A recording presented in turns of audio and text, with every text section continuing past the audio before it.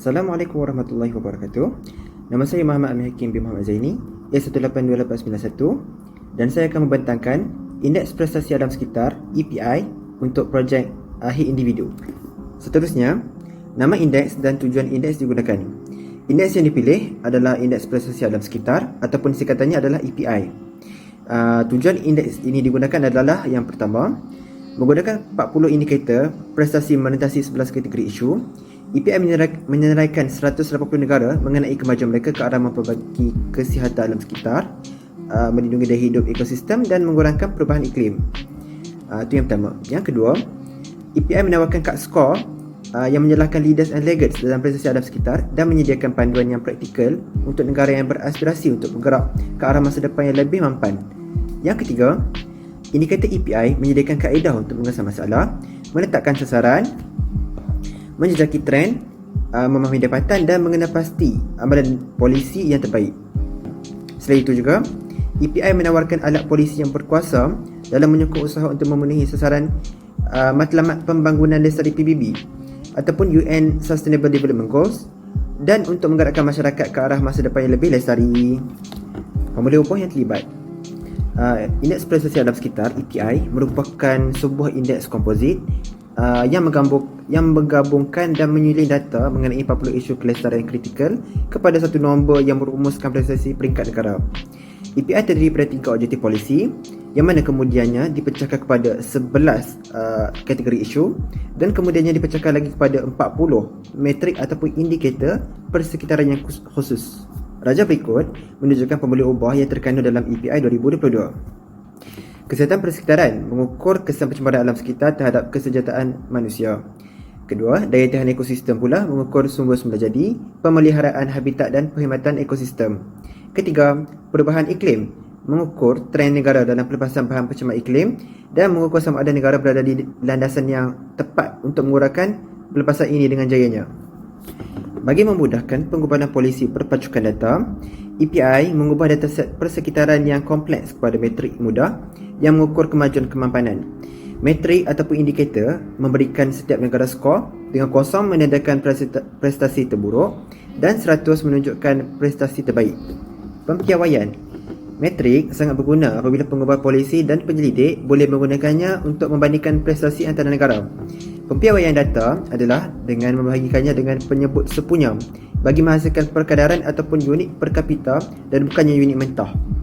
Sebagai contoh, saiz negara dan populasi dalam indikator perintis kadar kita semula dikawal dengan membahagikan jisim bahan kita semula yang dikita semula dengan jumlah jisim manijana, menghasilkan perkadaran.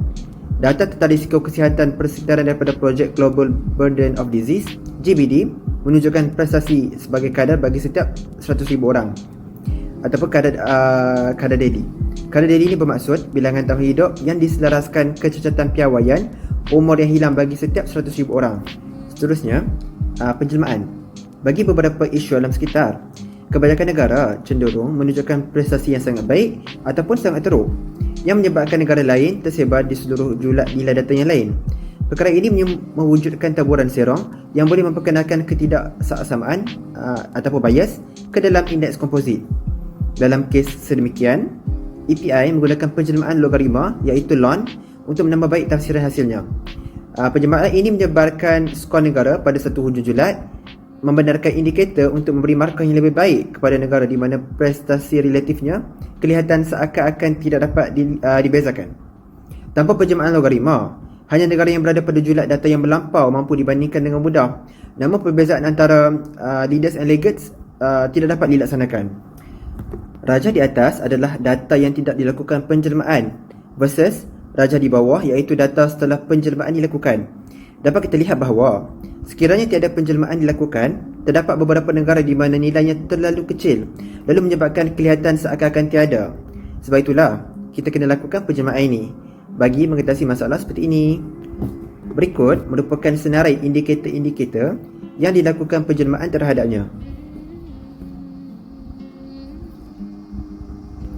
Seterusnya, kaedah pengagregatan.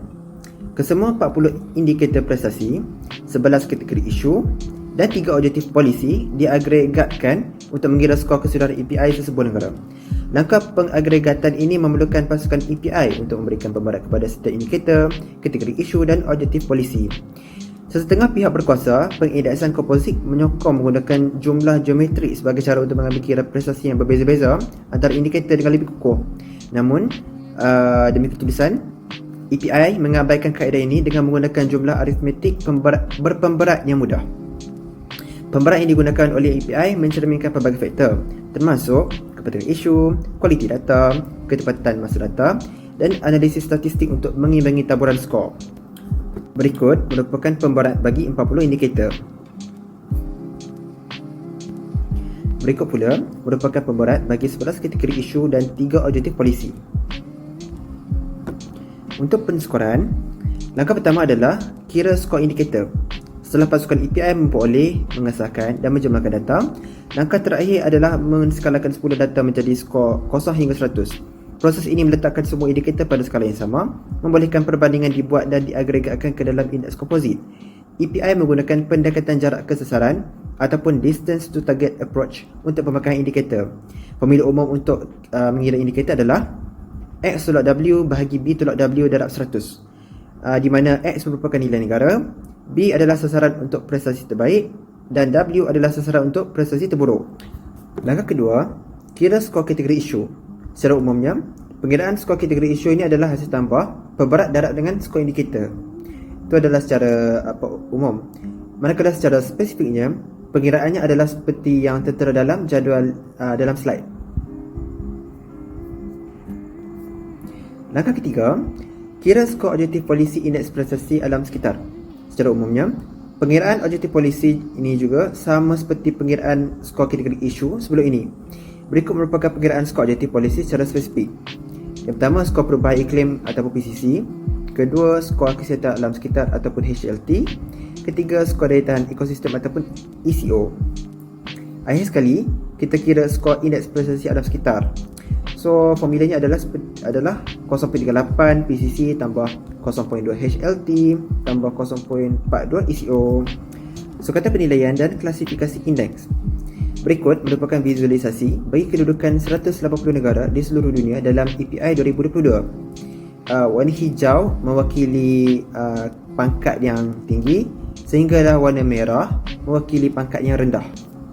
So, kata penilaian atau klasifikasi indeks yang digunakan dalam Indeks Prestasi Alam Sekitar 2022 adalah kedudukan ataupun pangkat. Negara yang berprestasi tinggi dalam EPI dikategorikan sebagai leaders, manakala negara yang berprestasi rendah dalam EPI dikategorikan sebagai laggards. Negara yang mengalami peningkatan ataupun pengurangan secara ketara dikenali sebagai movers. Negara yang berprestasi baik menunjukkan komitmen terhadap semua bidang kemapanan, menyokong matlamat polisi dengan peraturan yang kukuh dan pelaburan kewangan yang membawa kepada keuntungan dunia sebenar dalam prestasi alam sekitar.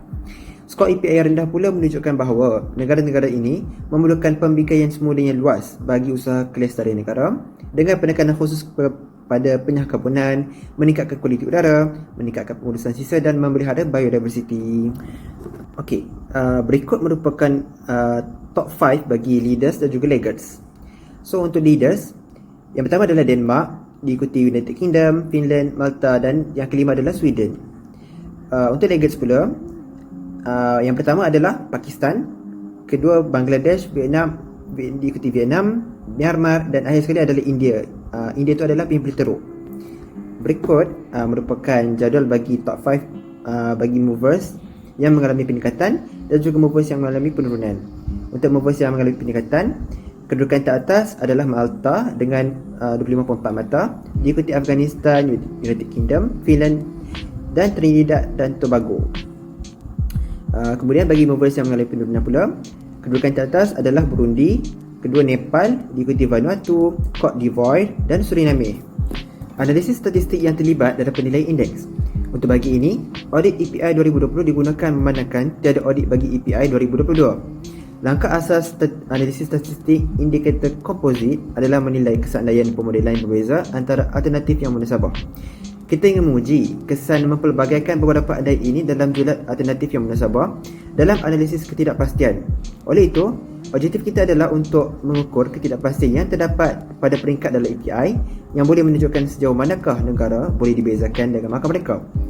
Analisis ketidakpastian di sini kita tumpukan untuk mengkaji dua andaian, iaitu formula pengagregatan dan pemberat pada tahap objektif polisi. Model pertama iaitu analisis kekukuhan. Kedudukan ataupun pangkat negara dalam API sangat hampir dengan pangkat median.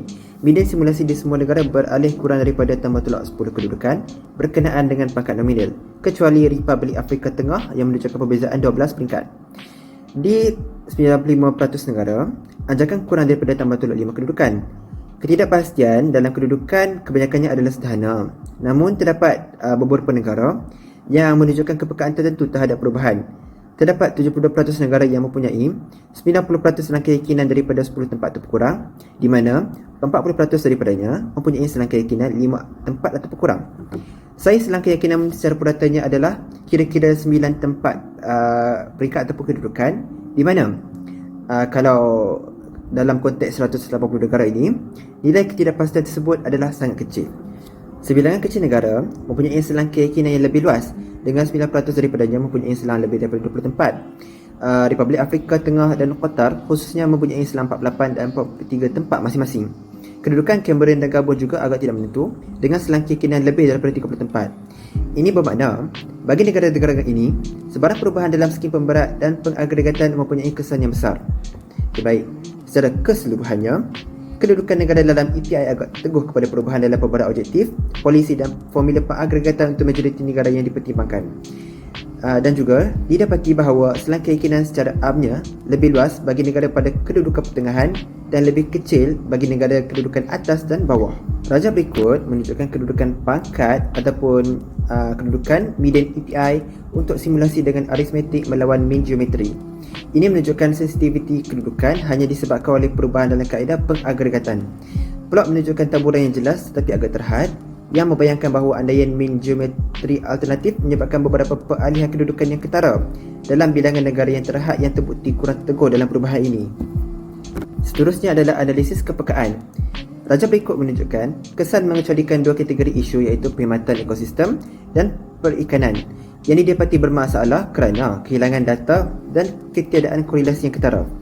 Okay, so sekarang ni kita nak tahu bagaimana perkara ini mempengaruhi negara yang mempunyai penapis materiality. Terdapat 37 negara, iaitu 20% dengan perubahan kedudukan lebih daripada 10 kedudukan, yang mana 21 daripadanya adalah negara yang dikenakan penapis materiality. 9 ajakan perubahan pangkat terbesar, iaitu lebih daripada 22 kedudukan, juga berlaku kepada negara yang dikenakan penapis materiality. Okay, negara jenis ini yang diserlahkan dengan warna merah dalam rajah tersebut akan menurun dalam kedudukan dalam set terturun berhubung dengan set penuh, manakala kedudukan negara tanpa penapis materiality yang lebih gelap akan bertambah baik.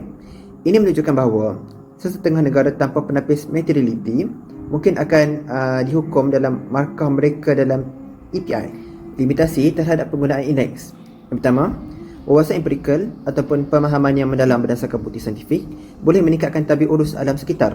Namun, banyak isu penting kekurangan data yang diperlukan untuk menyokong polisi yang berkenaan. Seperti mana yang diserlahkan oleh laporan API selama lebih 20 tahun, penggubalan polisi akan mendapat manfaat sekiranya ia daripada pengumpulan data, pelaporan dan pengesahan yang baik merintasi pelbagai isu alam sekitar. Jurang maklumat amat teruk lebih-lebih lagi dalam pertanian, kualiti air tawar, pendedahan bahan kimia dan perlindungan ekosistem.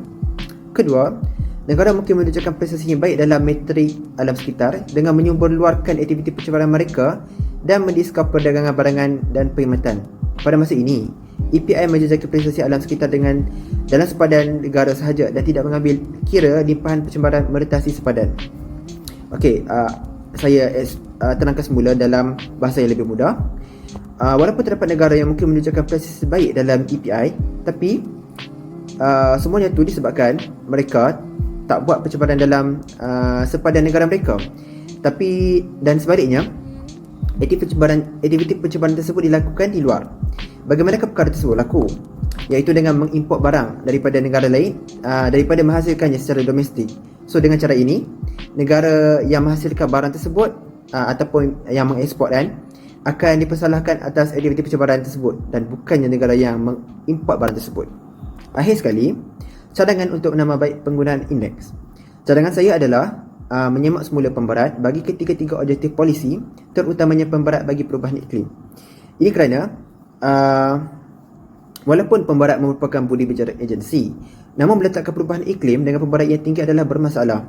EPI 2022 mengandaikan bahawa setiap negara perlu mencapai sifar bersih menjelang 2020. Sedangkan pemahamannya adalah negara membangun akan memerlukan lebih banyak masa. Pelepasan GHG juga ataupun greenhouse gas akan terus meningkat di negara-negara miskin untuk satu masa. Tidak seperti kebanyakan negara maju yang telah mencapai kemuncaknya. Negara tidak boleh dijangka untuk melepaskan tenaga bagi pembangunan ataupun selain itu juga metodologi yang digunakan oleh PI untuk projek ataupun untuk meluncurkan GHG pada tahun 2020 tu menggunakan pelepasan 10 tahun yang lalu, dan metodologi ini adalah sangat tidak sesuai. Walaupun pencemaran udara menurun secara berterusan di negara seperti India dan China, berdasarkan populasi mereka yang besar, angka keseluruhan beban kesihatan ataupun DALI misalnya akan sentiasa tinggi, dan oleh itu akan sentiasa jatuh di bahagian bawah. Maksudnya akan berkedudukan rendah lah jika setiap pelepasan GHG per kapita diberi pemberat yang lebih rendah.